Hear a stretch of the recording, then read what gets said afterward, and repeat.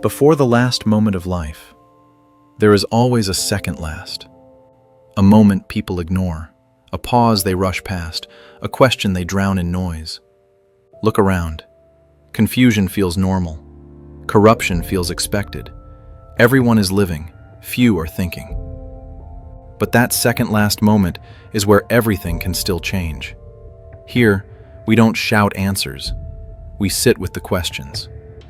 Who am I really? What am I living for? Stay with that thought.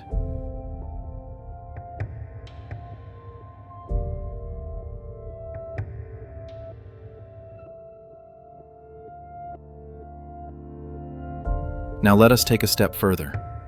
The most important problems of life, the ones without which human existence cannot function, are not small questions. They are not technical. They are not practical. They are foundational, and they are metaphysical by nature.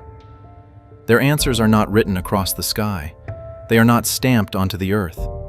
No one enters this world already knowing them.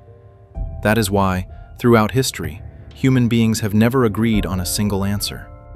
So the real question becomes, how have human beings tried to solve these problems?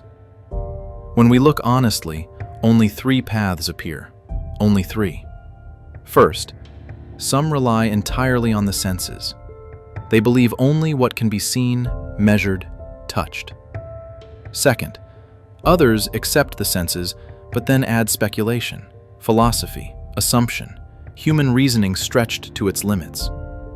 And third, there are those who trust the guidance brought by the prophets of God, men who claimed knowledge not discovered, but revealed. These three paths have shaped all of human history. There are no others. And each path produces not just ideas, but entire civilizations. Now focus carefully. When a person relies only on the senses, his conclusion is almost inevitable. He sees a universe with no purpose, no direction, no master. Everything he believes happened by chance, runs automatically, ends meaninglessly. If there is a creator, his existence is irrelevant.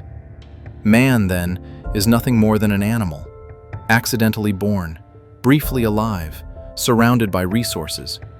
He has desires, he has urges, and he has the ability to satisfy them. So what becomes the purpose of life? Consumption, enjoyment, acquisition. The world becomes a tray of spoils, laid out before whoever can take them.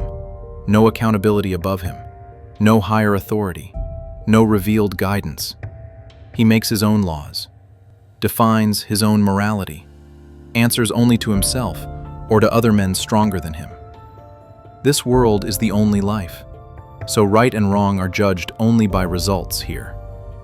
This is not confusion, it is a complete ideology. Now observe the human being shaped by this view. He considers himself the sole owner of his body, his powers, his mind. He uses them however he pleases. People under his control become possessions. Resources become prey. There is no inner sense of accountability, no fear of answerability. Only one rule remains. If I can get away with it, it is permissible. Where laws are weak, tyranny emerges. Where oversight disappears, corruption follows. Selfishness becomes natural. Materialism becomes normal. Opportunism becomes intelligent. Even when such a person appears moral, look closely. His kindness serves calculation. His sacrifice serves self-interest. At best, he becomes loyal to a nation, not to truth. Now multiply this individual by millions.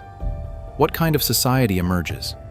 Sovereignty belongs to man, not to truth, not to God. Laws change with convenience. Morality bends with profit.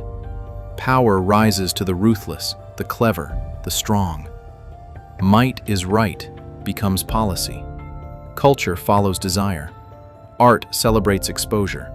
Entertainment sells indulgence. Economic systems rotate. Feudalism, capitalism, revolution. But injustice remains constant. Education completes the cycle. Each generation is taught the same belief. You are free. You are answerable to no one. shape life as you wish. And this system, you recognize it. You live under it, even when its institutions carry Islamic names. Now listen carefully. This entire worldview, from the individual to the empire, comes from ignorance. It is no different from a child seeing fire as a toy. The only difference is time. The child learns quickly, because fire burns immediately. But this fire burns slowly. Centuries pass before the damage becomes undeniable. Fraud spreads. Oppression normalizes. Justice erodes. Wars follow.